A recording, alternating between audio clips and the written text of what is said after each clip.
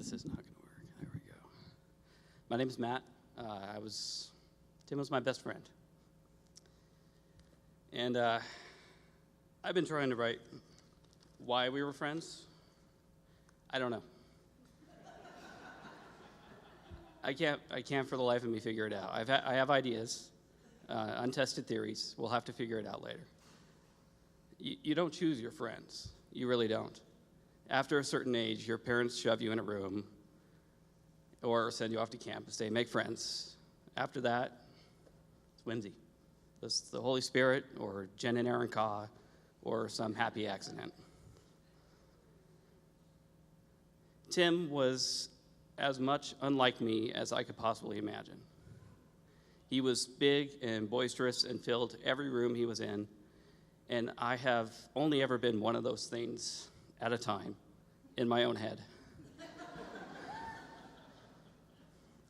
But he was Timmy Ortega, co-author of such Christian classics as Live Again and True Worship. And I know it's easy to sit here and think about how sad it is that a man with such talent, such uncommon compassion, and such a cunning intelligence should be taken from us at such a young age before he'd had a chance to accomplish many of those things he was capable of, or before he'd had enough fun. But this service is to honor Tim. And because of that, I feel I should say nonsense. Good riddance to him, the self-righteous bastard. I hope he's thrilled. And I feel I must say this because he would never forgive me if I didn't. If I somehow managed to squander this last opportunity to shock you all on his behalf, just to see what happens. Anything went with Tim, but senseless good taste. And we seem to be an odd pair in this, but we actually found commonality. We both have the intriguing quirk of simply adoring bad taste. I do it from afar. I register it, I may crack a smile and then try to put it back where it belongs. But to know Tim was to be permanently invited into his ongoing social experiment to seek out new reactions and elicit provoked responses in others. It was a sight to behold and sometimes cringe at. Many who knew us well and knew we had grown close over these last few years commented on how strange it was. Pastor Dave, moment of truth outside. Good Lord, you people were friends? Yeah. Many of you thought it, didn't say anything. We love you anyway. It's okay. But we found something in each other to admire early and often. Tim was a man with many scars, many cuts, spiritually and emotionally. And in me, he found a man who bears scars and cuts of his own, but over time has found ways to conceal through self-control and pure force of will. And Tim, for whatever reason, admired that in me, whereas I admired in him the fact that he always wore everything on his sleeve. He had a genuineness which so often found its way into compassion. We both had our addictions. And in each other, we found a sympathetic ear, which often led to a tense theological debate. We could talk about anything, and we did. I'll miss him. I'll miss his theories about the Nephilim, even though I still don't care. For God's sake. I'll miss his most recent take on whatever crazy things his kids were doing. And I'll miss that story about the time that my Sarah shamelessly tricked him in Munchkin. I'll miss accusing him of being a Calvinist just to see a big man shudder. We don't choose our friends, but we should all be so blessed to have a friend who tells the crass joke 6 months too early, nicknames himself after the place he was conceived, and simply adores bad taste. Goodbye, my friend. I'll miss you.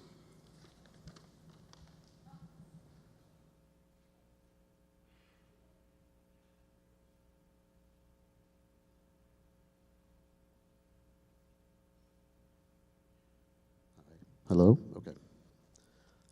My name's Travis. I'm from California, Tim's original hometown. Leanne asked me to say something. I'm like, I don't know how to write this. So, of course, I went to Dr. Google and Dr. YouTube, and I just wrote down what I could come up with. So here it is.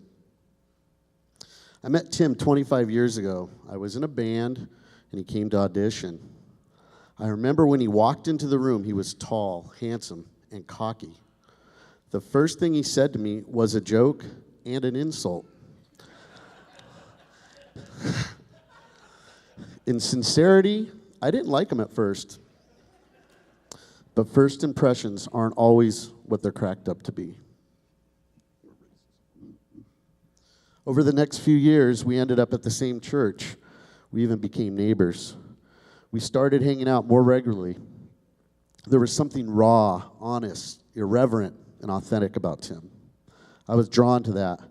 He was incredibly fun, and even to this day, he is the only person I've been kicked out of a karaoke bar with. Tim was an encourager to me, kind and patient. He was faithful, loyal, opinionated, and had a low tolerance for bull. Fill in the space. I often compared my friendship with Tim to that of joining a cult. Once you're in, you're in. Then came Sarah. The Greenos were all musical and active in the church. Salt of the earth type people. Tim asked me my opinion on Sarah. I remember thinking to myself, she's cool, she sings incredible. And I don't know why I thought this, but I'd seen her father, Gary, playing harmonica under a tree in the church field. How much better can it get? He had my blessing immediately. Tim talked about Sarah a lot. She's hot. She's got a great laugh. He would brag about how good of a singer she was. I can't confirm this, but I'm pretty certain Tim fell in love with Sarah well before he made the information public. Tim was one of the only people on the planet that knew how to make me laugh on demand. It was like he possessed a superpower. He knew my triggers. I believe he even withheld sometimes just out of pure compassion to allow me to catch my breath or keep me from soiling myself. Tim was smart. In fact, part of the reason the McCartys ended up in Idaho is because he saw through the housing bubble. My relationship with Tim was organic. It was natural. It was beautiful. Our relationship continued to grow despite the distance. We kept in touch all the time, monthly phone calls, weekly texts, IMing, and family visits whenever possible. It was a relationship where social etiquette did not exist. No topic was taboo. We talked about everything: religion, politics, our deepest hurts, fears, insecurities.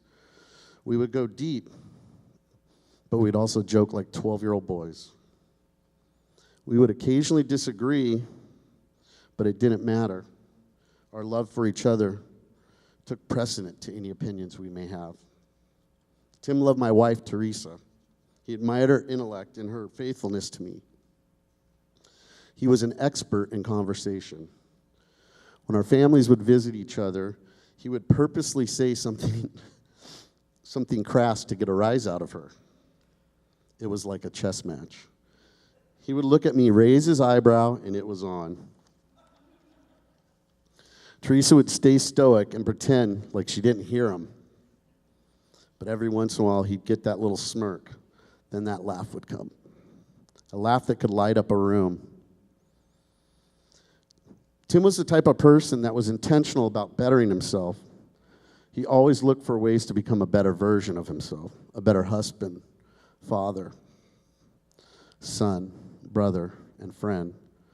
I looked up to him both figuratively and literally. He loved his family and was committed to them. On the day of Tim's passing, we were IMing. I was at the orthodontist office with my daughter and had to stop myself from laughing.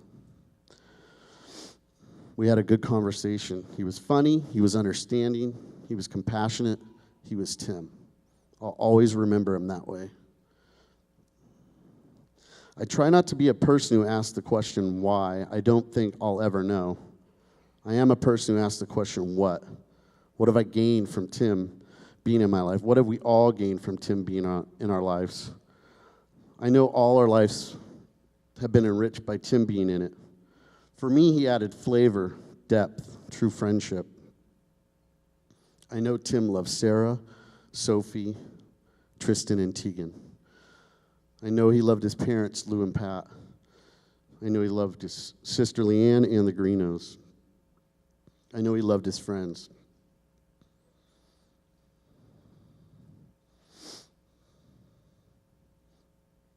Sorry.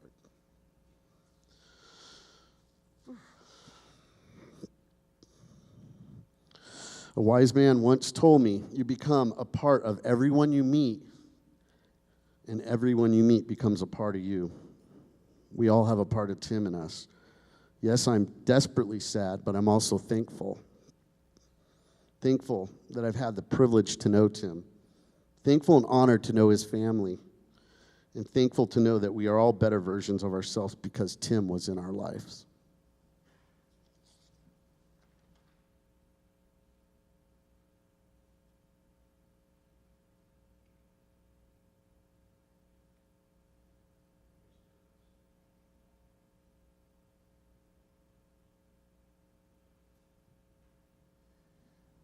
Hi, my name is Buzzy, and I got to be kids with Tim. We met in California in the maybe the early 90s, and hearing some of you talk about him, I thought, man, he knew Tim. He knew Tim. Tim and I would butt heads on weird things. We both had these mildly explosive tempers over foolish things, and there was a time we were in this Jack in the Box drive-through in Garden Grove, and he was driving, and he grabbed the bag and put it between us, and I reached in and grabbed some of his fries and ate some, and he didn't like it, and he said, what are you doing? I said, oh, just eating fries, dude, what's up? And he goes, those are mine, though, they're mine. And I said, I didn't understand the anger, and so I kind of made fun of him for it, and that made it worse. And then he was like, I just don't understand. And I said, you know what? I don't even want to be in this car with you. And I grabbed the straws for the sodas, and I threw them at him.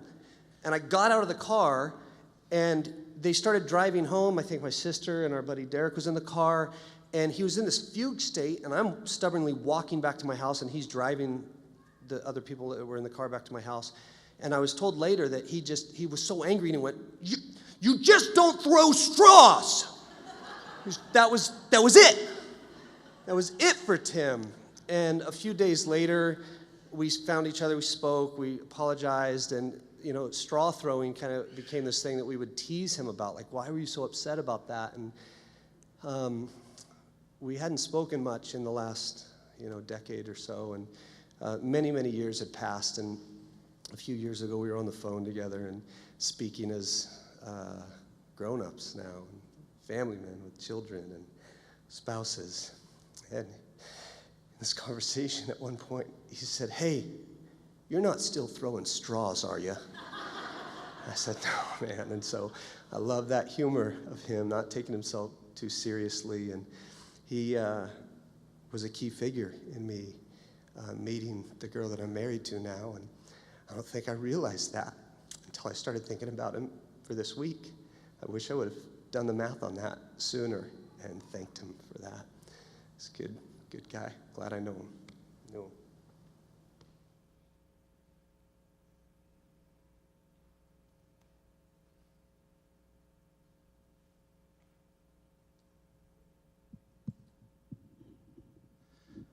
Hi, Sarah.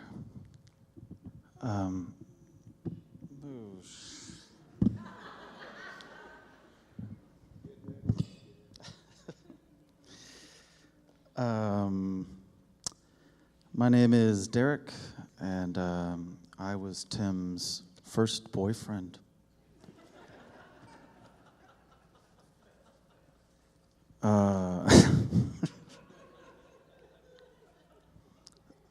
For those of you who didn't know him very well, that's not true. We were youth group buddies when we were younger. And first of all, I want to say thank you for the Fish and Game people for defending the wilderness and the voiceless animals and for dressing up and being here and honoring him. It's moving to see y'all here, so thank you. Round of applause for them for doing amazing, much-needed work. I knew him as McCarty, and he impacted my life with a lot of laughter and a horrible sense of humor. And there was a lot to love about him, except for his goatee. There's no convincing him out of it. When we were young, I remember that he was terrible at dodgeball, and but the ladies loved his smile and his big laugh, and I loved that he was down to laugh also, and we became good pals. He introduced me to a lot of great music, except for a band called the Violet Burning. I could not get into them. He kept trying to convince me.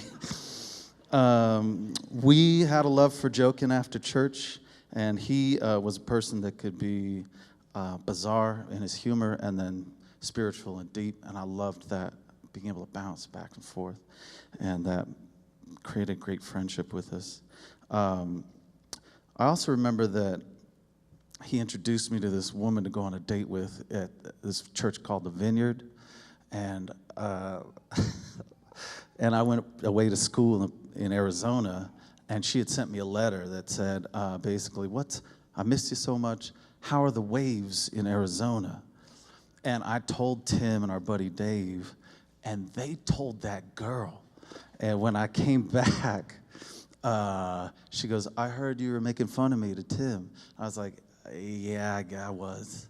I didn't know that you didn't know that there weren't waves in Arizona. And she said, I'm sorry I didn't study geology.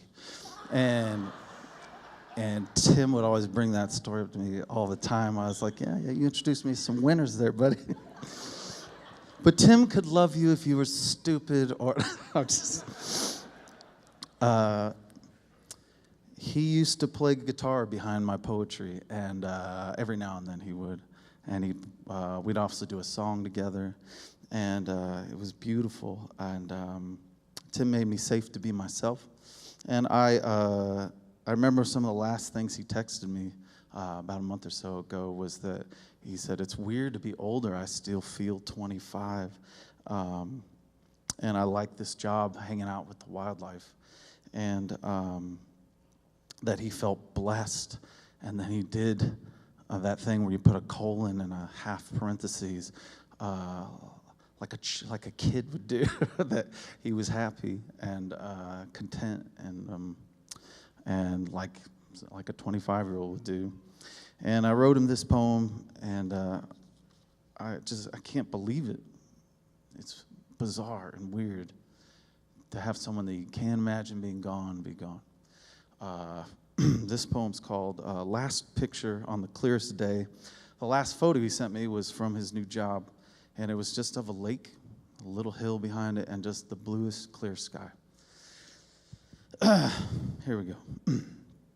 I used to think birds stopped flying at night because I couldn't see them, but they are still there. As a kid, I used to think the sun sank into the Pacific, lighting up the whales in orange bursts of light. I thought the sun melted away, burning underwater, too strong to extinguish, but gone for a day, but it was still there.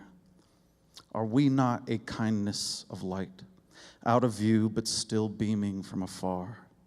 The night, greedy night, comes for all of it, all light, until the sun lifts again like a champion out of the tide to shred the darkness. I can't see the ones I love breezing out in the distance, but they are still here in my gallbladder, my elbow, the back of my legs, the tingles in the back of my legs, little shivers of light, little reminders of love that I can't always see, but is still there. It is a feeling. It is a miracle of light. The feeling. It comes when the insomnia chokes out my sleep, and I will rise there in the midnight, stand at the window, head up, eyes wide, looking for a scatter of birds moving across a beautiful canvas of moon.